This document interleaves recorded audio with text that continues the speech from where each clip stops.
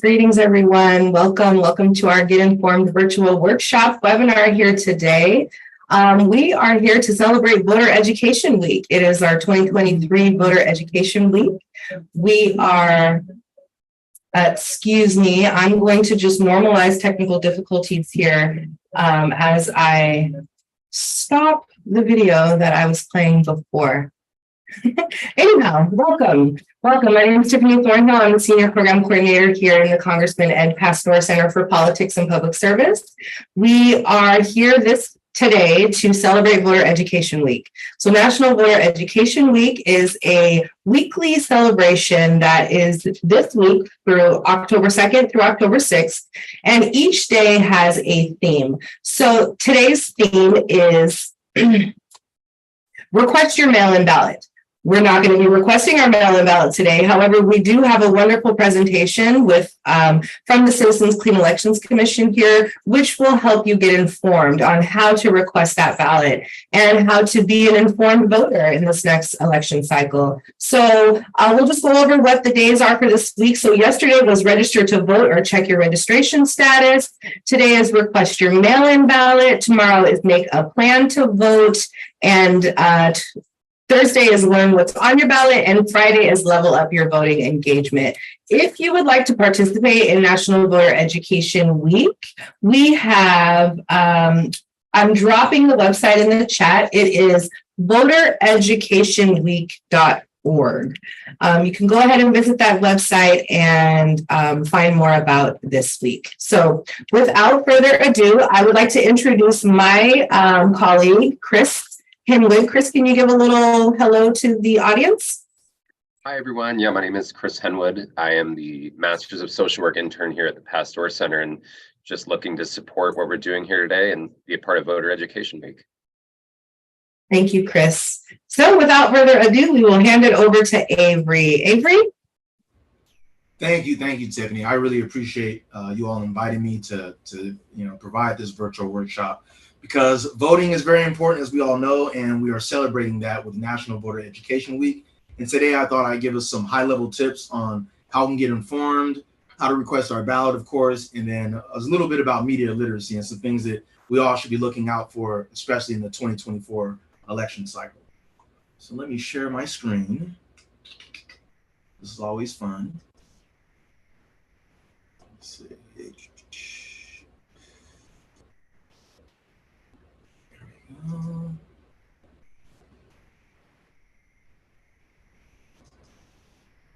There we go. Can everyone see the right screen?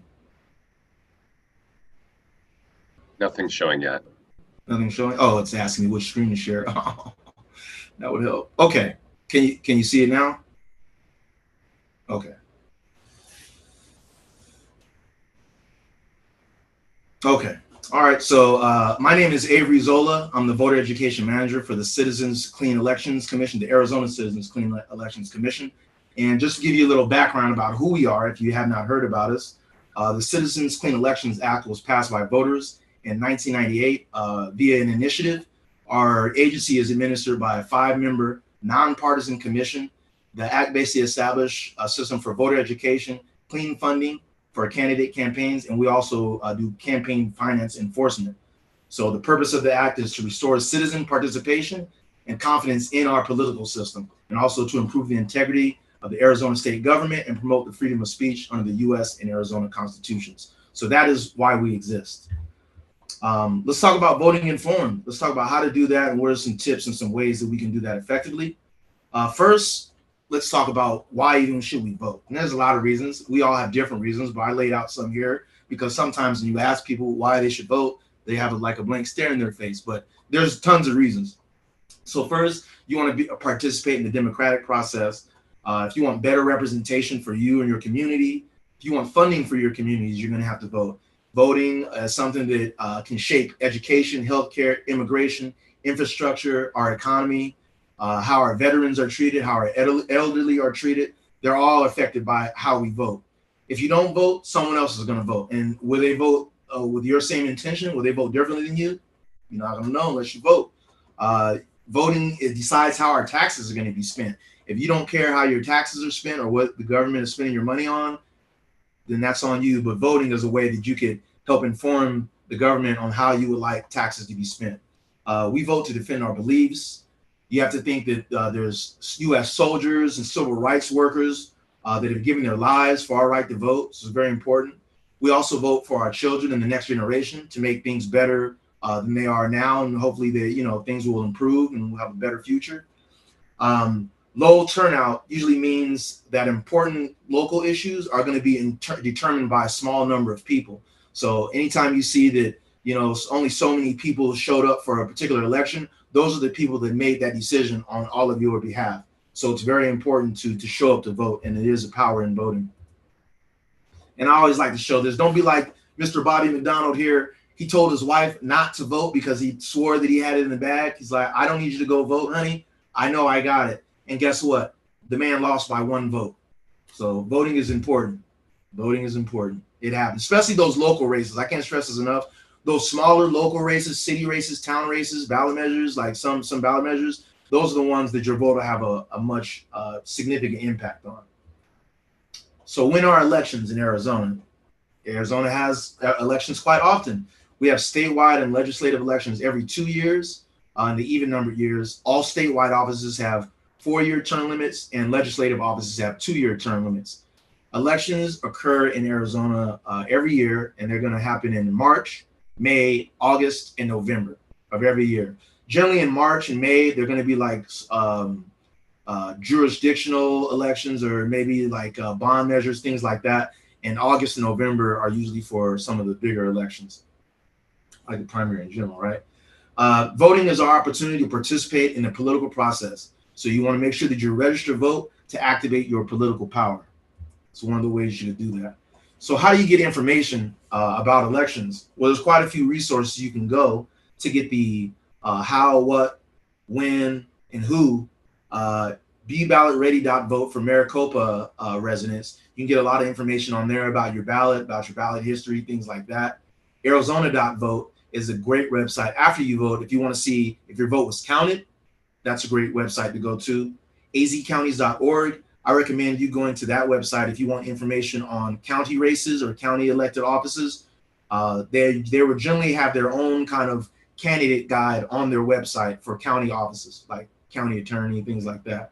The Arizona Secretary of State, azsos.gov, fantastic resource for petition information, ballot measure information, see what candidates have filed for candidacy. Tons of information on there. And the SOS is also the chief filing officer in the state. So all the election results are going to go through the Secretary of State as well. And the election is not officially ended until the Secretary of State releases what is called an official canvass. And it has all the results from all the races in the state, and the Secretary of State reports those out. The irc.az.gov, that is the redistricting commission, right? What that site is good for is if you would like to know your boundaries for your district lines. They're going to have maps on there for your legislative district. They have maps on there for your congressional districts as well. So if you want to know like where you reside on the boundaries, or let's say you're moving and you want to know what district that is, you could always refer to that website. Or if you want to see past maps on how the districts look in previous years. azcourts.gov, excellent website. I think we have a judicial retention election this coming year in 2024. So if you want to find out about the justices and the judges, you're going to want to go to azcourts.gov, and they have a justice performance review. And that is where you could find out how lawyers, jurors, clerks, and their colleagues rated their performance. And that will give you a better idea on how to vote, either to retain them or to not retain them. So if you want information on judges, you're going to want to go to azcourts.gov. And then finally, azcleanelections.gov. That is my agency, and our website is an excellent ground zero for a person. Let's say you don't know anything about elections. Perfect place to go, because we have a voter dashboard, and it will type in your address, and it'll tell you everything you need to know about voting in your district, your congressional district, in your area. It'll tell you who your elected officials are. It'll have contact information for your county and elected officials. So fabulous resource for voters in general, no matter what part of the voting spectrum you're on. If you're a new voter or if you're a seasoned voter, azcleanelections.gov is a fantastic resource. Where do you get information about political parties? That's something. So I said that the resources I just gave the how, where, when, what, but the why, generally, the why, you're going to have to do some research. The why, generally, you're going to go to the political parties themselves to find out what their platforms are, what candidates they're supporting. Democratic Party, azdem.org. The Republican Party in Arizona, azgop.org. The Libertarian Party is azlp.org. No Labels Party is nolabels.org.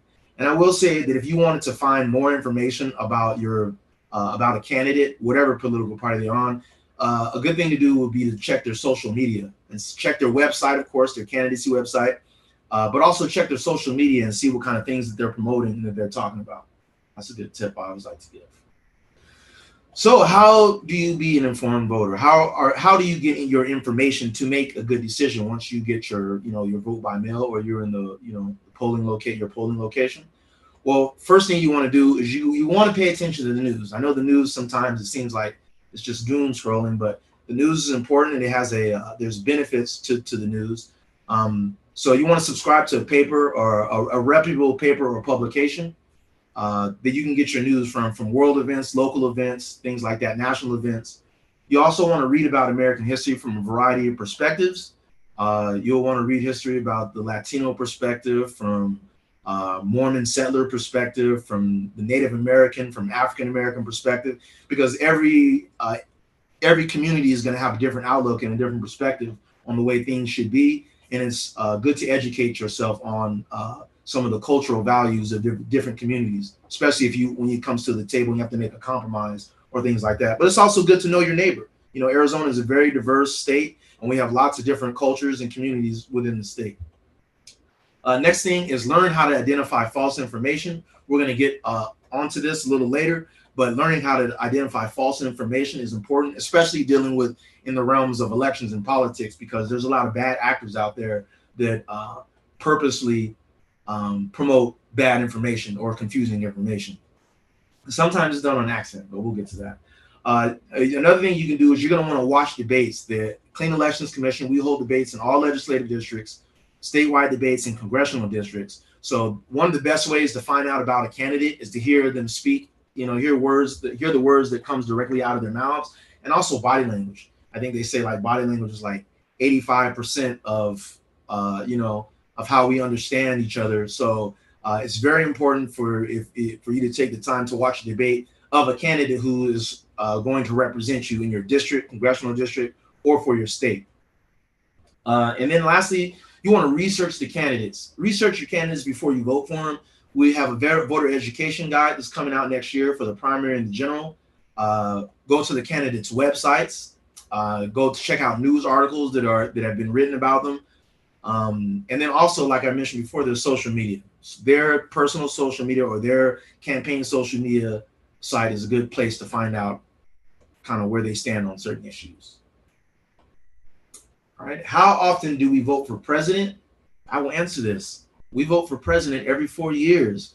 But what does that tell me? That tells me that in between that time, like I mentioned earlier, Arizona has elections in March, May, August, and November. So we only vote for president every 4 years. All that other time, there's offices being elected. And before a person is president, usually they cut their teeth, so to speak, on some of these smaller state offices. So it's really good to participate in elections, because you may be voting or not voting for a person now that could eventually become a president in the future. So you could either stop them or you could support them and push them along. Okay, it's media literacy. This is the fun part. This is going to be a big factor, I think, for 2024, because I think we're at a time in like our human experience or human evolution where media is becoming like very, very important and one and the same. And media and entertainment is kind of merged together. So it's very important for us to be able to distinguish what is actually newsworthy and what is entertainment. So first, let's ask, like, what is media literacy? So the definition is the ability to critically analyze stories presented in the mass media to determine the accuracy and credibility. So there's a variety of methods used. There's political rhetoric, there's political symbolism, to communicate ambiguous messages. I may see one thing from a political symbol that someone else, like, I don't know, like even like the American flag has been a source of political symbolism. Like different people will have different emotions and different experiences when seeing the American flag. Issue framing, that's when you put an idea out there and you make it where it's more positive that the listeners or your audience will more likely agree with you. Talking points, we all know that the candidates and people on the news, they're going to have talking points, things that they are there to say, and they try to stick to that particular answer or solution that they have when they're asked about a problem. And then there's buzzwords. Buzzwords are things that evoke emotions from voters. They're all different. There's a bunch out there, and you know when you hear them. Types of media, there's the major types of media are going to be print media, which is like newspapers, magazines. You got broadcast media, which is your cable news, television news, and internet media, which it used to, like there's CNN and everyone else on the internet, but we also have like Facebook and Twitter or X and Instagram. People are getting their news from these outlets as well. Types of misinformation, disinformation, there's a difference. So misinformation is false or inaccurate information, like rumors, insults, and pranks. But disinformation is done deliberately. So this is someone is maliciously putting information out there to confuse voters. So there's a difference. A lot of misinformation is done by accident. A person tells you something, you think it's true, you tell another person, it's still confusing, but the disinformation one is also a problem. Because there are people that do that on purpose. And how are they going to do that? Well, they're going to fabricate content. That means totally make content up. Like there's no basis for facts on this content. They just make it up, put it out there, get a lot of clicks. There's manipulated content where they'll take and remove words and things like that, or maybe take a quote out of context. There's sensational headline or clickbait to make you look and say, whoa, what's this? And then it turns out to be something totally different. Problem with sensational headlines, though, is a lot of people don't click on them and read them fully. They'll just share them. And so it keeps getting shared and shared and shared in the sensational headline before someone stops and actually reads it and says, oh, well, this is just trash, or this is not real or fake content. There's imposter content, which is where there's content that makes you think that it's from the government, makes you think that it's from like a scientific agency or a peer-reviewed journal, but it's actually not. It's just faking that. It may be a blog or an op-ed piece, but it's imposter content. There's misleading content. There's false content where there is actually a misinformation going on in there.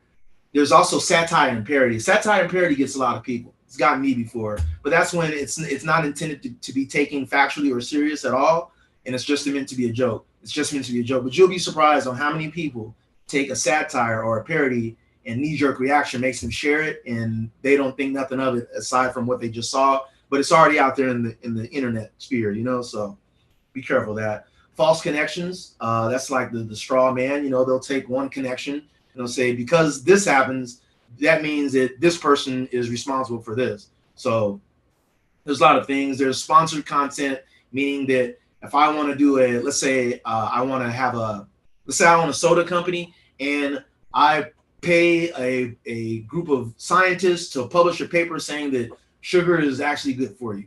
That's kind of how sponsored content can work. So it's actually like someone paid for the content to be produced. Propaganda, we know that. And then there's error, just like a mistake, a misquote, or something like that.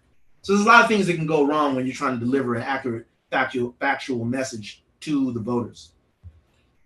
And I'm just going to go down the list of our types of media bias. We have spin. We have unsubstantiated claims. We have opinions and statements that are presented as facts. We have that sensationalism again, or emotionalism that make you make a knee-jerk reaction and get angry or upset at something. We have mudslinging or ad hominems, which is basically like calling a person out of their name or attributing a negative characteristic to a person. There's slants. You can do bias by omission. Sometimes a story is told and what the most impactful thing in the story is left out. There's bias by story, by choice, by placement. There's bias by word choice. There's negativity bias. We're going to cover this issue. We're going to cover this person. We're only going to cover negative aspects of them or it. And there's a photo bias. There's times when they will take a negative picture of a person, of a politician or a candidate, and it just be an unflattering picture of them. Maybe they're like, they're somewhere they didn't know they're going to have pictures taken, and they'll post that picture and then put a negative or a sensational headline by it. So there's a lot of tricks to the trade. So just remember that media messages are created. They are carefully manufactured. They are designed to create emotional experience that looks and feels like reality. They are heavily edited. So someone or a team of people is saying what stays in and what is taken out. And although it's not real, people are going to make real meaning out of what they see, what they read, and what they hear. And one of the powers of media is that the same media message is going to be experienced differently by different people. It could be experienced differently by your race, by your religion, by your gender, by your sexual preference, there's tons of different things that may make you see a media message quite differently.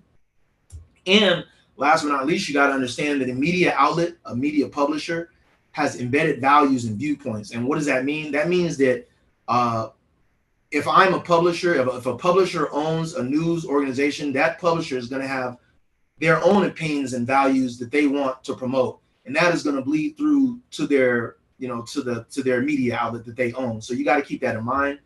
The media outlet they're generally, a lot of them are for profit. So let's talk about deepfakes. So deepfakes are going to be an issue I'm hearing for 2024 because the technology is advancing. There's all kinds of ways AI is going to infiltrate our election cycle in 2024. I mean, I hope it doesn't, but we all need to be diligent and be prepared to see some, I don't know, for lack of a better word, like some amazing deepfakes. Like they're going to get really, really, really good.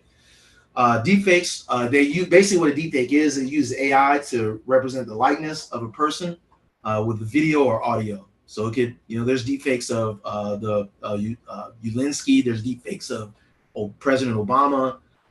One of my favorite deepfakes that I've ever seen was they had one on YouTube I was watching, and it was Tom Cruise cleaning a mop bucket, and he sounded like Tom Cruise. It was crazy. It was you couldn't tell me it was Tom. I knew it was a deepfake, but that's how like accurate this technology is getting.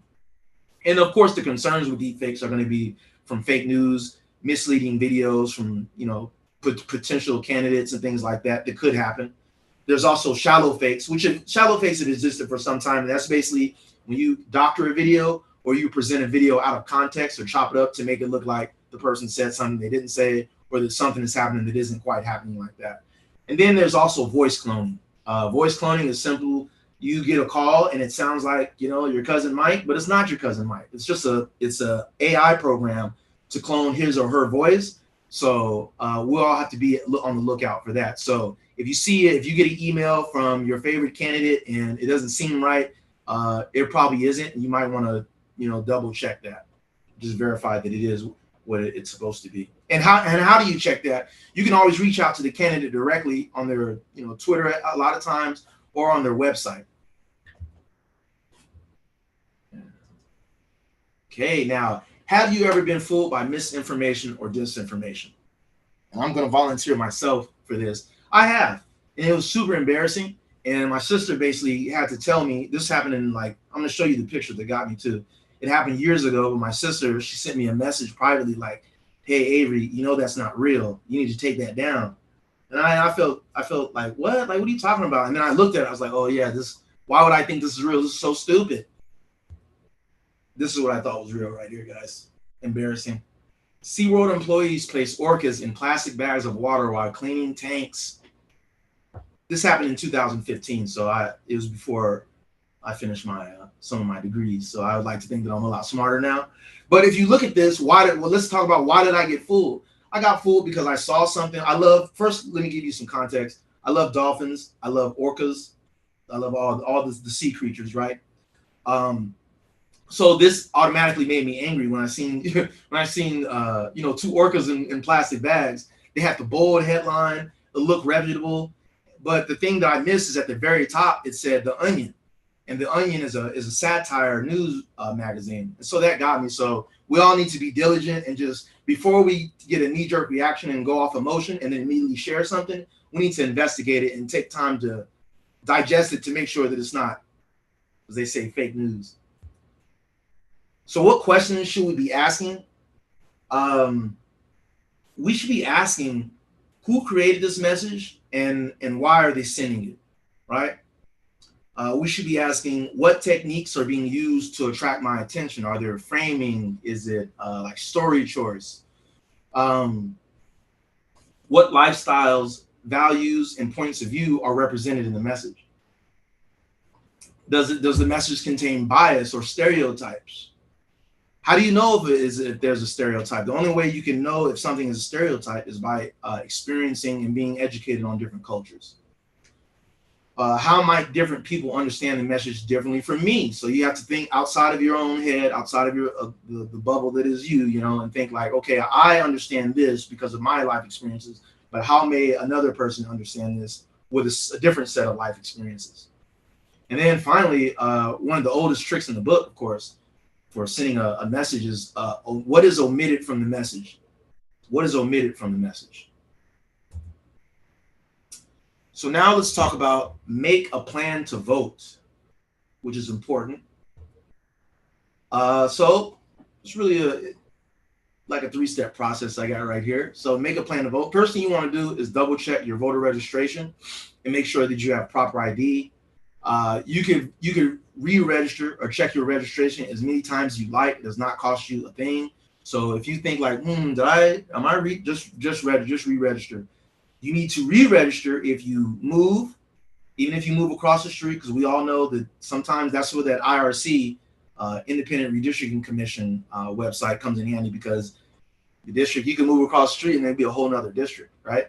So if you move, if you change your name, or if you change your political party, those are the 3 things that you want to, reasons why you want to re-register and update your voter registration. And then you also want to make sure you have proper ID. If you go to our website, azcleanelections.gov, we actually have an ID quiz and a correct ID list. So you could actually take the quiz to see if you have the correct ID, or you could go down the list and see all the IDs that are permitted. And it also includes some information on tribal IDs and things like that. Another good resource for tribal ID information is Vote Riders. Also, I want to give them a plug in here. Secondly, you want to get informed. We went over some steps to get informed earlier about how to research some different websites you can go to find out about the what, who, when, and where. You could also use our resources, which is our voter education guide, which have all the candidates. Was going to have state and legislative candidates in there. We won't have any federal candidates in there because that's in the federal government. Our debates, if you want to get informed, please watch the debates, because that's how you're going to really hear your candidate speak about the issues, the real issues. And the debates that we run, all of our questions come from you as the voters. So voters either email us, they text us, or they call directly in, and then we pose those questions to the candidates. So this really is a debate for the people and by the people. There's plenty of other resources we talked about, but just remember, generally you have 27 days before, 27 days, early voting starts, and you have 27 days before election day. So you have 27 days to get informed. So please use all the resources you have available to you so you can make the best decisions you can. And 3, you're going to decide if you're going to be early voting by mail, if you're going to be early voting in person, or if you're going to be voting in person on election day. All 3 are wonderful. Everyone has their preference. I like voting by mail. It's kind of easy breezy. I can take time and get in front of my computer. I can research all these people and these propositions. Anything I can do that, and I don't have to feel rushed. So that's why I like voting by mail. Other people, they like the camaraderie. They like going out there. They like, talking to their other voters and things like that. Totally understandable. So in Arizona, we're kind of blessed where we can choose the way, like how we want to vote. So how do you register to vote? It may seem simple to some people, but we're going to cover it here just in case, right?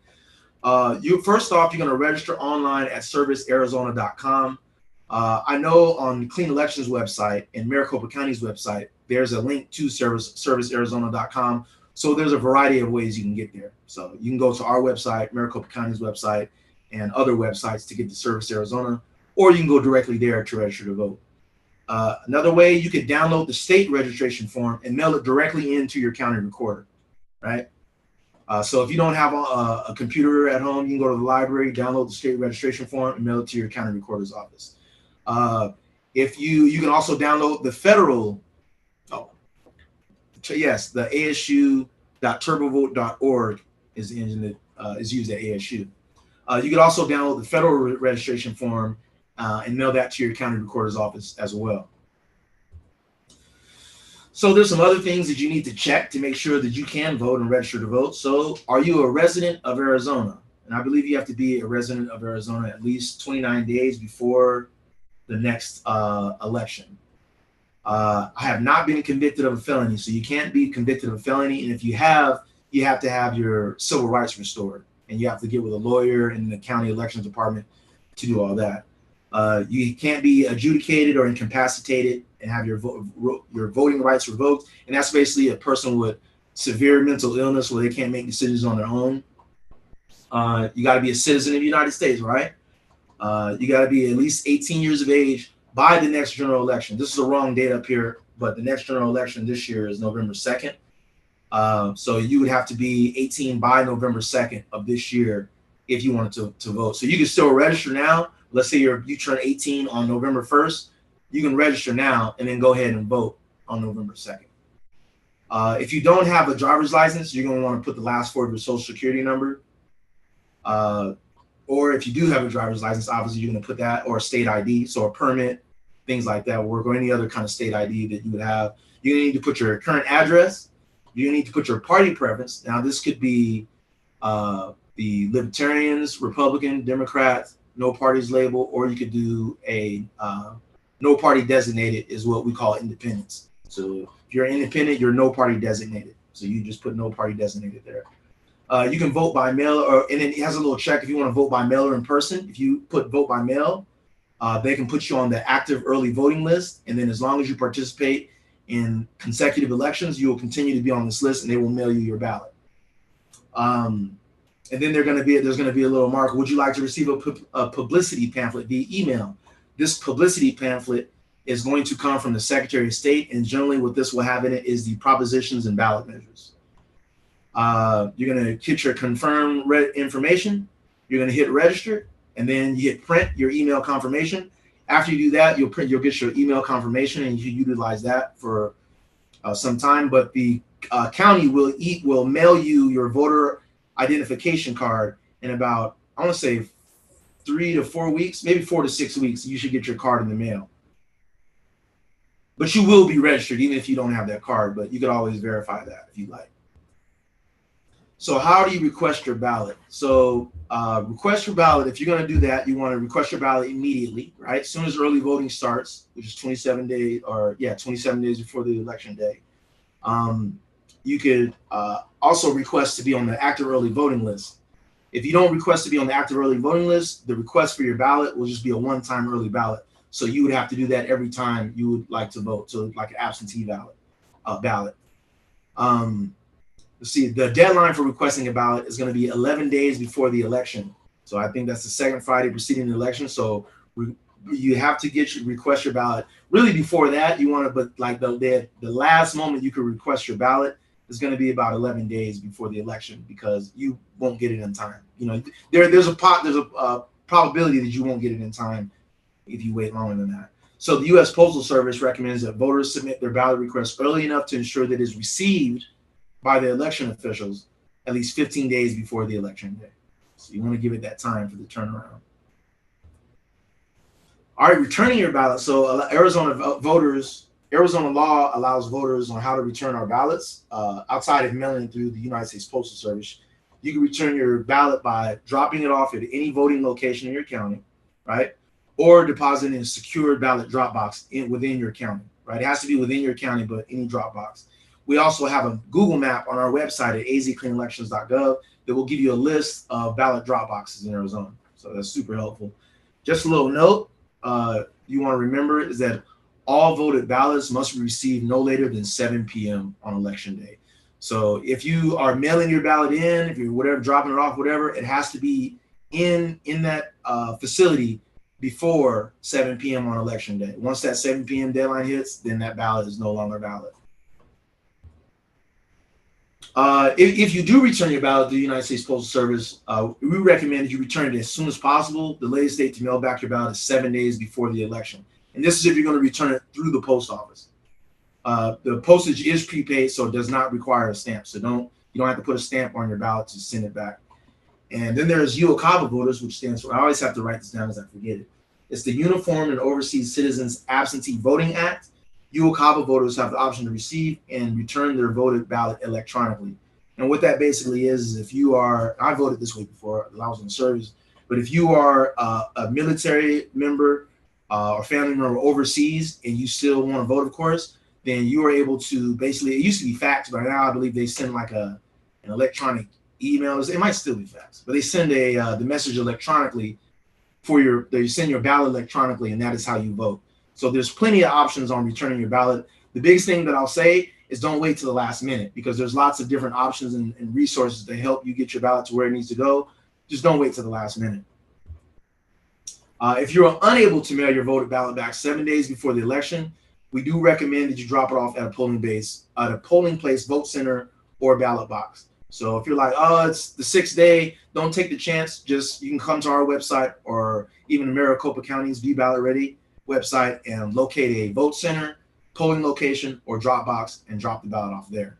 And remember, ballots are non-forwardable. So if you're out of town or something like that, contact your contact your recorder or your elections department, your county elections department, so they can send you an absentee ballot to your temporary mailing address, because they're not going to forward it out to another state or to another location.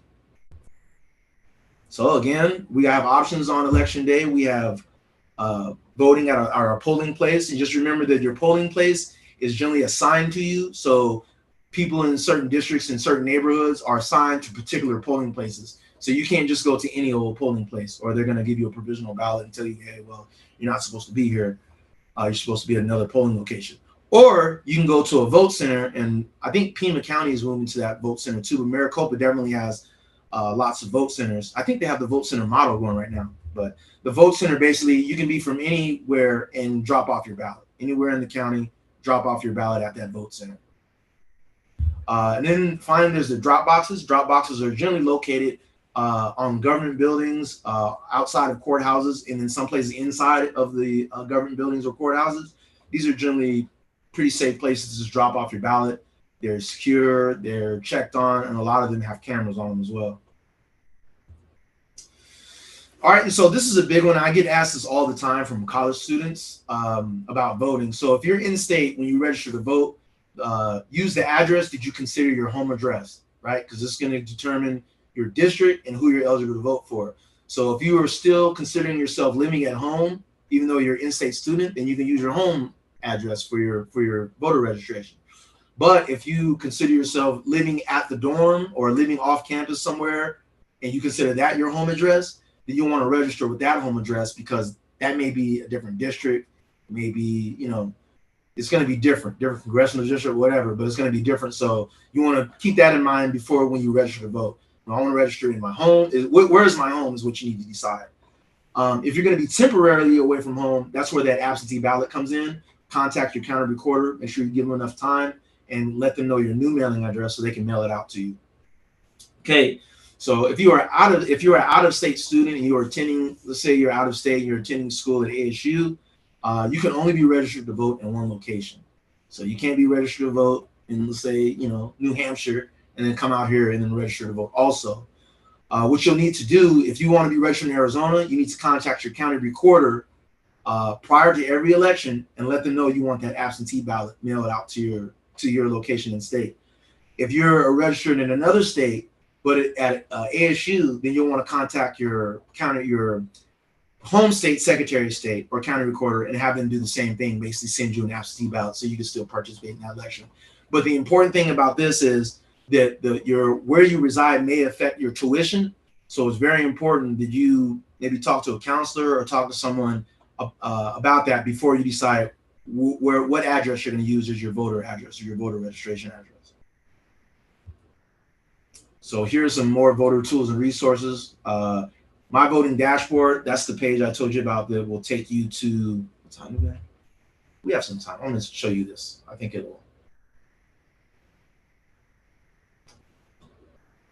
it's probably not going to show you that. Never mind, false alarm. Okay, so our voter dashboard, basically, if you go to our voter dashboard, we're redesigning our website, so it's going to look different in a couple months anyway. But if you go to our voter dashboard, you put in your address, it will tell you polling locations, where to vote, upcoming elections, who your elected officials are, county contact information, meaning numbers and email addresses to contact your county recorder and elections department. It'll tell you who's representing you in your district, congressional district, who represents you in the state, and lots of other information. So I always tell people that if you're new to the state or you're new to voting, you don't have a lot of information, first thing I would do is go to the voting dashboard and see like what's what and what's going on. And we also have like a glossary on our website for election terms, and there's lots of things on our website. You have to check us out, azcleanelections.gov. But we also have our voter education guide, which is available in English, it's available in Spanish, it's available in Navajo, it's available in Hopi and Apache now as well, I believe. And it's available in large print, And we also did a collaborative effort with the Arizona Commission of the Deaf and Hard of Hearing to create a American Sign Language voter education guide that is online. So we've done that for the past 2 years, and we expect to do it for the 2024 cycle as well. Again, our candidate debates, we have all of our candidate debates are virtual. They are online. You can see them on YouTube in real time, like live, or you can also go review them later. So we know a lot of people are at work. There's, you got to get home and do stuff with the kids and stuff like that. So you're probably not going to have time, or you may not have time to watch the debate when they air, which is about, honestly, I think between 6 and 8 o'clock. But they're going to be on YouTube. So you can watch it as many times as you like, take notes, whatever. But the debates are going to be out there for you as a resource. And then our Contact County page is cool because if you need to get in hold of the elections director for Maricopa because you have a question or something you saw something that you want to report, you can go to our website and find that information very, very quickly. What else? If you want to confirm that your ballot was counted, so after the election's all over and all the smoke clears and you're like, oh, I wonder if my ballot is counted, I'm hearing all these reports about this, XYZ happening, which you probably will. It happens every year. You hear all these rumors and stuff. You can actually confirm that your ballot was counted and or if it was rejected by going to arizona.vote. And you can also get some information on beballotready.vote as well. So if you have any questions about if your ballot was counted, I visit one of those 2 websites. And then what government agency is responsible for holding elections? Secretary of State. Secretary of State, they create the elections procedure manual that helps guide all the counties and election agencies around the state. They're also the chief filing officers, so campaign expenditures, candidate filings, things like that. It all goes to the Secretary of State's office. Below that, I would say the county elections department and the county recorders have a lot to do with the elections because, like, I think the Board of Supervisors in Maricopa, I believe, set up the emergency vote centers and things like that. So it really is a collaborative effort, but the Secretary of State and your county elections department are going to be your best friends for information when it comes to elections, aside from clean elections, of course, aside from clean elections.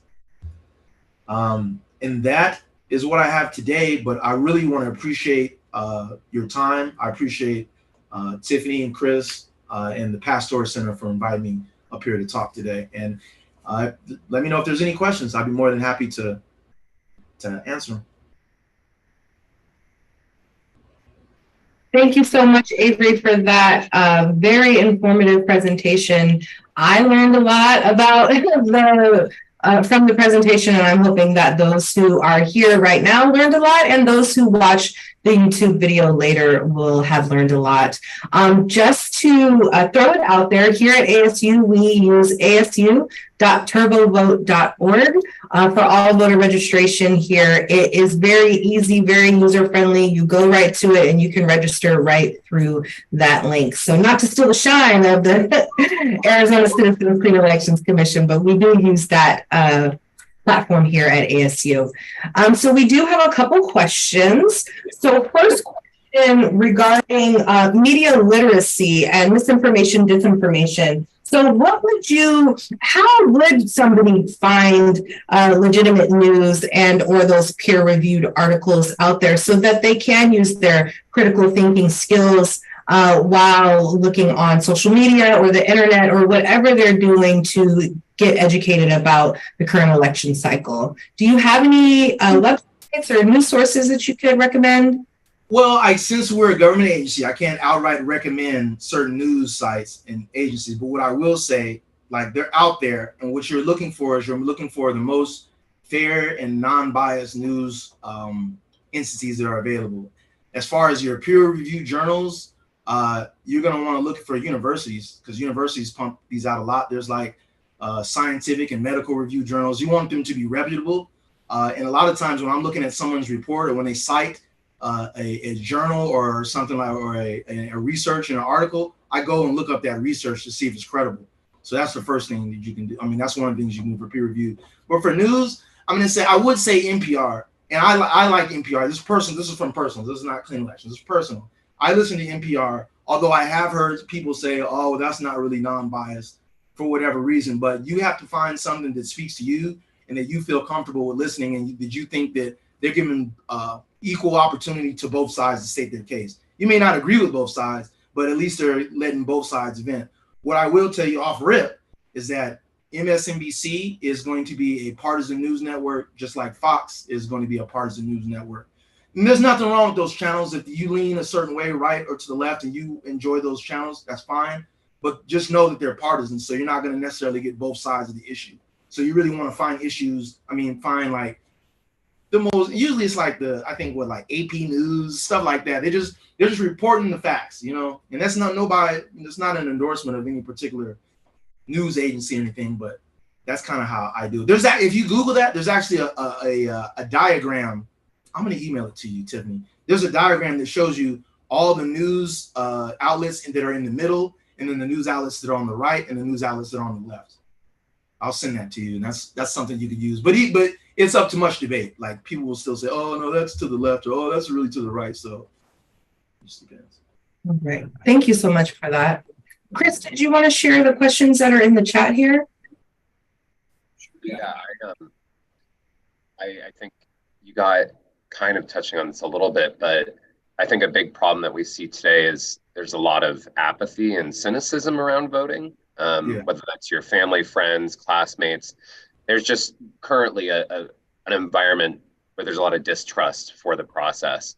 And do you have any sort of advice or information that you think of for people that want more people involved, for people who see that in their family or their friend groups, to help mobilize people and create some sort of strength in that them being involved is meaningful? Yeah, that's an excellent question. First thing I would say is not everybody is going to be like vote nerds, is what, like we say. Like, not everyone's going to be that person. And what I found is that generally there's, like, in peer groups, colleagues, there's always like that person that everyone goes to for voter information and education. Like, hey, what do you think about this? So I would say that if you are that person, then take the opportunity to talk to people, your family, your friends, and inform them and educate them on the importance and make some connections. Tell them why you like to voting or why it's important to you to vote. That's one way, just share your own personal experience with it. Secondly, I would say model that behavior. Like, if your colleagues or even your children or your friends, if they see you say, "Oh, well, I got to go vote tomorrow," or "Yeah, I got my ballot today, I'm about to vote," and make sure your friends vote. Like me, that's me. I'll make sure my friends vote. I make sure my family members vote and stuff like that. So that's one way that I try to increase engagement, because I'm like, if I don't tell them, then who will? It just really gets down to get those one-on-one conversations, because it is difficult. It's difficult to move the masses, is what I'm trying to say. So if you like voting and you understand it, I would say talk to people about it. And the other thing that's really on my mind is we've seen this massive movement forward in the ability to churn out a diversity of misinformation and disinformation. And yeah, really with like the technology leverage with deep fakes, shallow fakes, how does an individual combat that? How do they not fall prey to it? And how do you help people around you not fall prey to it? Excellent question. What I would say is there's going to be a point where deepfakes are going to be so good where we're not going to know if they're real or not. So the only way that you're going to be able to verify it is you're going to have to go to the source. So if, like, let's say that there's a deepfake of a candidate that's out right now, the first thing I would do is I would like research it and see what other reputable news stations are saying about it. Like, is this real or not? Secondly, I would go directly to the candidate's email or to their website and contact them and say, hey, is this real? Is this, maybe they're not aware about it. Maybe, like, I didn't know this was out there, and they can, so first thing I would do is I would go to the source, the closest to the source you can go to verify if that deep fake was real or not. I would go to it. And of course, if it's from like it has a weird URL or from a company or media outlet you've never heard of before, that's always a red flag, so it's kind of, I would say common sense, but it's not really common sense, because they're getting really good. So you kind of have to just verify it. Oh yeah, thank you. All right. Was there any other questions? Comments?